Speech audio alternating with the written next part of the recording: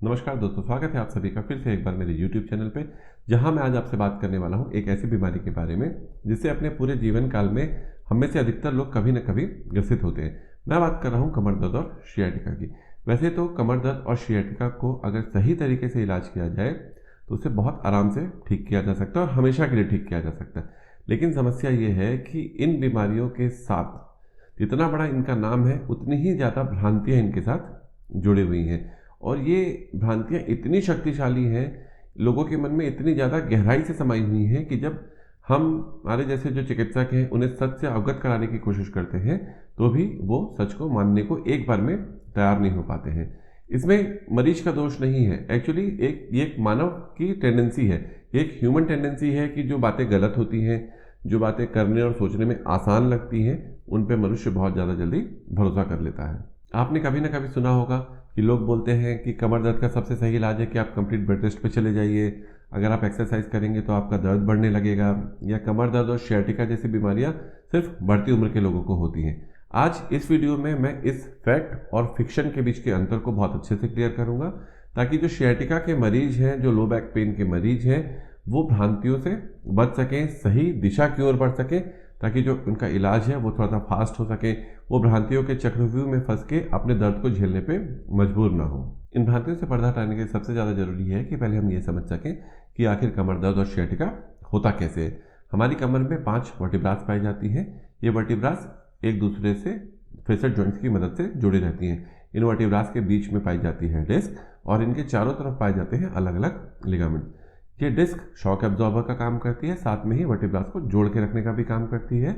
ये जो लिगामेंट्स हैं ये हमारे रीढ़ की हड्डी को, या जो वर्टिब्रास हैं, उनको स्टेबिलिटी प्रोवाइड करती है और एक लिमिटेड रेंज में मूवमेंट करने की परमिशन देती है। मतलब एक नियत सीमा तक ही कोई भी हड्डी आगे या पीछे हो सकती है, उसके बाद लिगामेंट्स इन्हें रोक लेते हैं।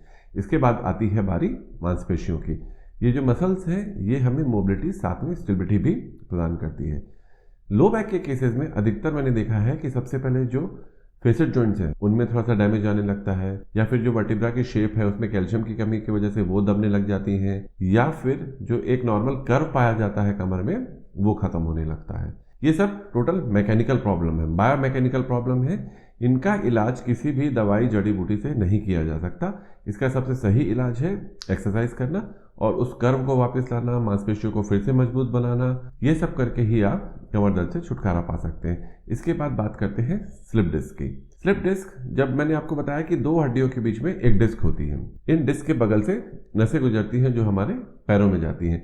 तो बहुत ज़्यादा वेयर एंड टेयर की वजह से या किसी घटना दुर्घटना की वजह से जब ये डिस्क अपनी जगह से फट के थोड़ा सा बाहर निकल आती है तो इसकी वजह से स्लिप डिस्क होती है, और ये जब शियाटिक नर्व को दबाती है तो शियाटिका क्रिएट होता है। अब आप मुझे कमेंट सेक्शन में कमेंट करके बताइए कि दुनिया में क्या कोई ऐसी दवाई बनी है जो इस डिस्क को वापस भेज सके, या फिर जो आपका नॉर्मल लॉर्डोसिस, जो कमर का कर्व है वो खत्म हो गया, उसे ठीक कर सके, या जो फेसेट जॉइंट्स एक दूसरे से फ्रिक्शन कर रहे हैं, घर्षण कर रहे हैं, उसे ठीक कर सके। जितनी भी दवाइयां बाजार में उपलब्ध हैं ये सिर्फ आपका दर्द दबाने के लिए है, ये परमानेंट इलाज कभी भी नहीं हो सकती। इन भ्रांतियों को सुलझाने का मकसद केवल सत्य को स्थापित करना बिल्कुल भी नहीं है, बल्कि मेरा मुख्य मकसद यहाँ पे ये है कि आप अपने शरीर और अपने स्वास्थ्य के प्रति बेहतर निर्णय ले सके।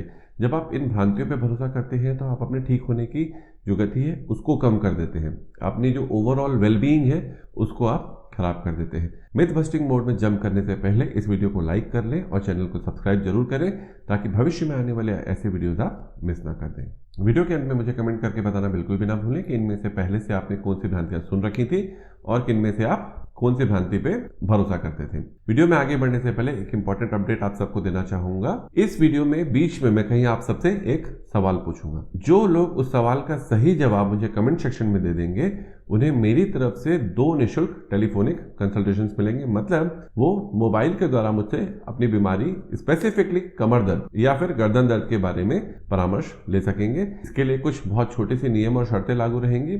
जितने भी आंसर्स हैं वो सिर्फ कमेंट सेक्शन के द्वारा स्वीकार किए जाएंगे। पहले 50 लोग जो कमेंट सेक्शन में सही जवाब देंगे उन्हें टेलीफोनिक कंसल्टेशन में प्राथमिकता दी जाएगी। जो लोग 50 के बाद कमेंट करेंगे उन्हें भविष्य में शायद व्हाट्सएप के माध्यम से कंसल्टेशन की सुविधा उपलब्ध कराई जा सकती है। जो भी विजेता होंगे उन्हें हर 15 दिन में सिर्फ एक टेलीफोनिक कंसल्टेशन का मौका मिलेगा, और एक ही बीमारी के बारे में आप मुझसे 2 बार कंसल्टेशन ले सकते हैं। इसका कारण ये है कि अगर आप 2 अलग अलग बीमारियों के बारे में 2 अलग अलग कंसल्टेशन लेंगे तो मैं प्रॉपरली आपकी मदद ठीक से नहीं कर पाऊंगा। और जो सवाल मैं आपसे इस वीडियो में बीच में कहीं पूछूंगा उसका जवाब भी इसी वीडियो में कहीं छुपा हुआ है, इसलिए वीडियो को पूरा देखना ना भूलें। आइए अब चलते हैं मिथ बस्टिंग मोड में। तो जब सबसे पहली भ्रांति मैं आप सबको बताना चाहूँगा वो एक बहुत कॉमन भ्रांति है जिसकी वजह से बहुत सारे मरीजों को जीवन भर इस दर्द को झेलना पड़ता है, और वो मिथ है कि कंप्लीट बेड रेस्ट बहुत अच्छा तरीका है कमर दर्द या सियाटिका को ठीक करने का। ये एक बहुत बड़ी भ्रांति है जिससे बहुत ज़्यादा लोग प्रभावित होते हैं। लोग सोचते हैं कि अब मुझे कमर दर्द हो गया है या मुझे सियाटिका हो गया है तो मुझे कंप्लीट बेड रेस्ट में चला जाना चाहिए।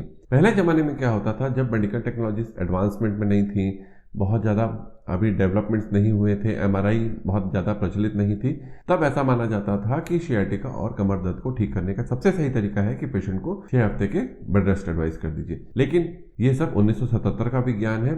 नई बहुत सारी ऐसी रिसर्चेज हुई हैं जिनसे पता चला है कि जितना ज़्यादा लंबा आप बेड रेस्ट लेते हैं उतना ज़्यादा लंबा आपको कमर दर्द झेलना पड़ता है, और जितना जल्दी आप बेड रेस्ट छोड़ के एक्सरसाइज करना चालू करते हैं उतना ही आपका कमर दर्द जल्दी ठीक होता है। इसका अगला मिथ है कि एक्सरसाइज करने से कमर दर्द और सियाटिका बढ़ सकता है। कुछ केसेस में ऐसा होता है कि जब आप एक्सरसाइज करते हैं तो आपका कमर दर्द बढ़ जाता है। उसके 2 कारण होते हैं। पहला, आपकी जो एक्सरसाइजेज हैं वो सुपरवाइज्ड नहीं होती हैं, आप कहीं से भी जान के सुन के इन एक्सरसाइजेस को करते हैं। दूसरा, आपको स्पॉन्डाइलोलिस्थेसिस जैसी बीमारी है जिसमें हड्डी आपकी खिसक चुकी है, जब आप उसमें मूवमेंट करते हैं तो वो जाके और नर्व को या डिस्क को इरिटेट करती है जिससे आपका कमर दर्द बढ़ जाता है। लेकिन ये बहुत रेयर होता है। अगर आपकी एक्सरसाइजेस सुपरवाइज्ड है, आप टारगेटेड एक्सरसाइज कर रहे हैं, तो ये आपकी कोर मसल्स को स्ट्रेंथन करने में मदद करती हैं। इससे आपका जो भविष्य में जो पेन आने का रिस्क है वो भी कम होता है, साथ में जो आप जिस पेन को आप अभी फेस कर रहे हैं वो भी बहुत जल्दी कम हो जाता है। कमर दर्द और सियाटिका केवल बढ़ती उम्र के लोगों की बीमारी है। ये भी एक ऐसा मिथ है जो आजकल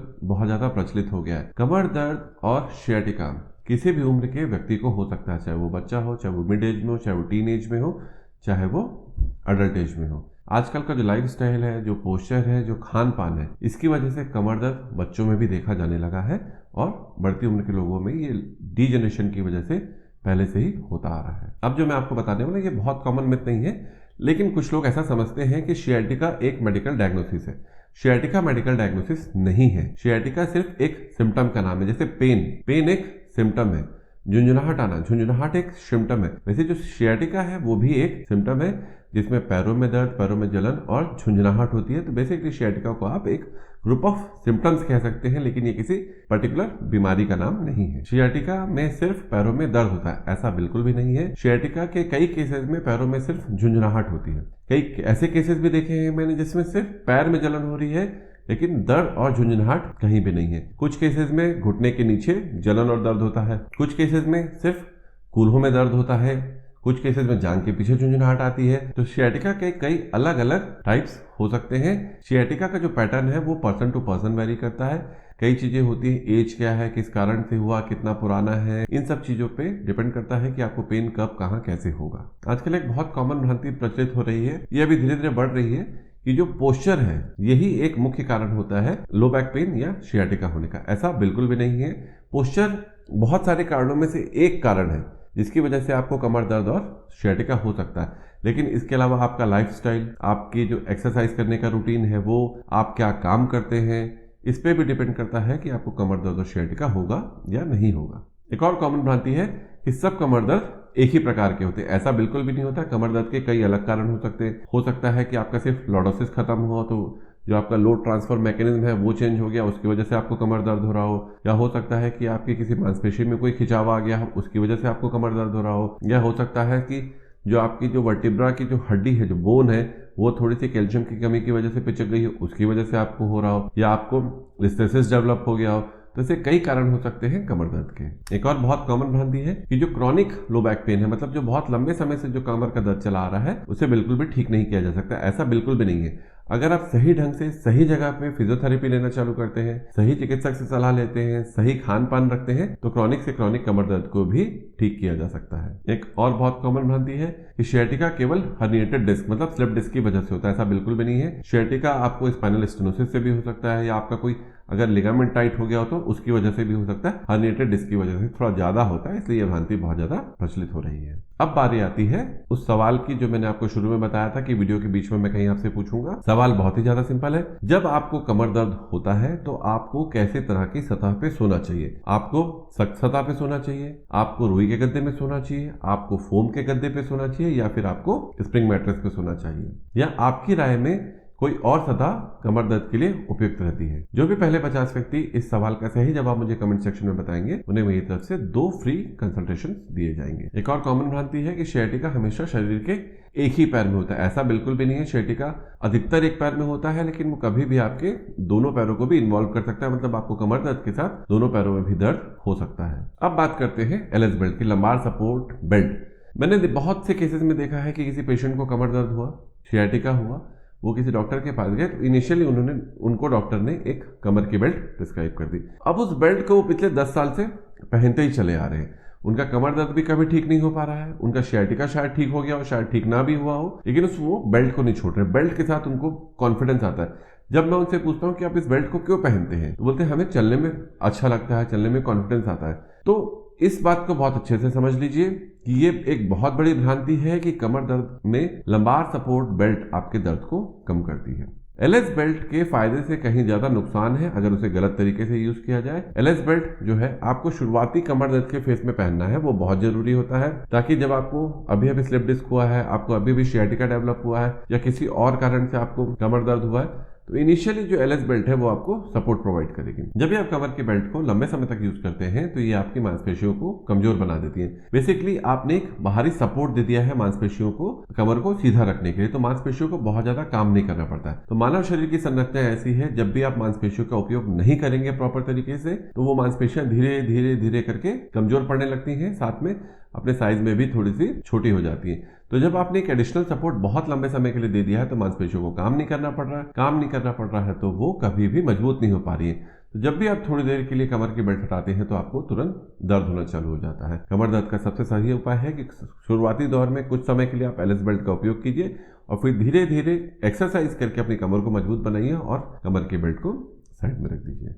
अगली बहुत कॉमन भ्रांति है कि केवल दवाइयों से ही आपका कमर दर्द ठीक हो सकता है। ये एक बहुत बड़ी भ्रांति है। जैसा कि मैंने आपको वीडियो के शुरू में बताया था कि कमर दर्द एक मैकेनिकल प्रॉब्लम है। दर्द की दवाइयों या किसी और दवाई से सिर्फ इसके सिम्टम्स को कुछ दिन के लिए कंट्रोल किया जा सकता है। बॉडी लगभग अधिकतर हर केस में अपने आप को शुरुआती दौर में खुद ही ठीक कर लेती है। तो आप जब पहली बार जाते हैं, आप दवाइयां लेते हैं, आपको लगता है कि दवाइयों से मेरा दर्द ठीक हो गया, लेकिन जिस कारण से आपको कमर दर्द चालू हुआ था वो कारण अभी भी वहीं का वहीं है। Day to day normal wear and tear की वजह से कभी ना कभी वो दर्द आपको फिर चालू होगा। हो सकता है वो आपको 6 दिन बाद चालू हो, 6 महीने बाद चालू हो, लेकिन वो दर्द आपको चालू जरूर होगा। तो जब दूसरी या तीसरी बार ये पेन आपको आएगा तो पहले से ज्यादा भी आएगा और उसे ठीक करना भी उतना ही मुश्किल होगा। इसलिए कभी भी कमर दर्द और sciatica का इलाज केवल दवाइयों के सहारे ना करें। तत्काल अपने नजदीकी फिजियोथेरेपिस्ट के पास जाके उसकी सही एक्सरसाइज सीखें और उसका सही इलाज चालू करवाएं। आइए अब चलते हैं और बहुत कॉमन भ्रांति की तरफ कि कमर दर्द और sciatica के केसेस में हमें सख्त सतह पे सोना चाहिए। जब भी हम सख्त सतह पे सोते हैं तो वो सख्त सतह तो हमारे शरीर को सपोर्ट कर नहीं पाती, क्योंकि वो शरीर का आकार नहीं ले पाती। हमारे स्पाइन में जो कर्व्स पाए जाते हैं उन्हें एडजस्ट करना पड़ता है सख्त सतह की हिसाब से। शुरुआती दौर में कुछ लोगों को ऐसा लगता है कि उन्हें दर्द में राहत आ रही है, लेकिन ऐसा वास्तविकता में नहीं होता है। जब भी आप सख्त सतह पे सोते हैं तो आपकी स्पाइन को ज्यादा मेहनत करनी पड़ती है, जिससे आपका रिकवरी थोड़ा सा डिले हो सकता है। अब बात करते हैं कि हमें किस तरह की सतह पे सोना चाहिए। इसका कोई फिक्स क्राइटेरिया नहीं है। वैसे जो मेरा पर्सनल सुझाव है, जो मैंने अपने मरीजों के साथ देखा है, कि कॉटन मैट्रेसेस हमेशा सबसे बेस्ट होते हैं। कॉटन मैट्रेस ऐसे नहीं कि आपके घर में 15 साल पुराना कॉटन मैट्रेस है, आप उसे यूज कर रहे हैं। कॉटन मैट्रेस थोड़ा सा नया बना हो और आपके वजन के अकॉर्डिंग हो। अगर बहुत पतले कॉटन मैट्रेस में सोएंगे तो भी वो आपको फायदा नहीं करेगा, बहुत ज्यादा फ्लफी कॉटन मैट्रेस में सोएंगे तो भी आपको फायदा नहीं करेगा। अल्टीमेट गोल यहाँ पे ये है कि आपका जो भी गद्दा है, जो भी सरफेस है, वो आपके शरीर को प्रॉपर सपोर्ट प्रोवाइड करे। जब आप सो रहे हैं तो जहाँ पे कर्व उल्टा है वहां पे वो थोड़ा सा दब जाए, और कमर में जब कर्व ऐसा ऊपर की तरफ जाता है तो वहां पे जाके वो सपोर्ट करे, तो जिससे आपको ठीक से नींद आए और आपकी कमर पूरी सपोर्टेड रहे। लेकिन ये जो गद्दे वाला इशू है ये डिपेंड करता है पर्सन टू पर्सन और उसकी हैबिट्स की वजह से।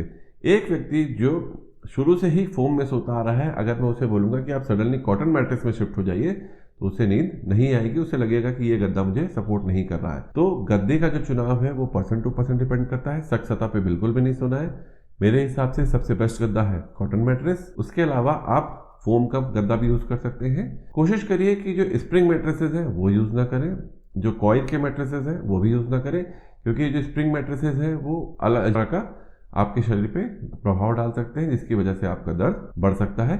लॉन्ग टर्म यूजेज के लिए कॉटन मैट्रेस हमेशा बेस्ट होता है। उम्मीद करता हूँ ये वीडियो आप सबको बहुत अच्छे से समझ में आ गया होगा। इससे आपको कुछ नई जानकारी सीखने को मिली होगी। अगर आपके कुछ सवाल हैं तो आप कमेंट सेक्शन में मुझसे बिल्कुल निश्चित होकर पूछिए, मैं जल्द से जल्द उनका जवाब देने की कोशिश करूंगा। वीडियो को लाइक करिए और चैनल को सब्सक्राइब करना बिल्कुल भी मत भूलिए, ताकि आगे आने वाले ऐसे आई ओपनिंग वीडियोज आप मिस ना कर दें।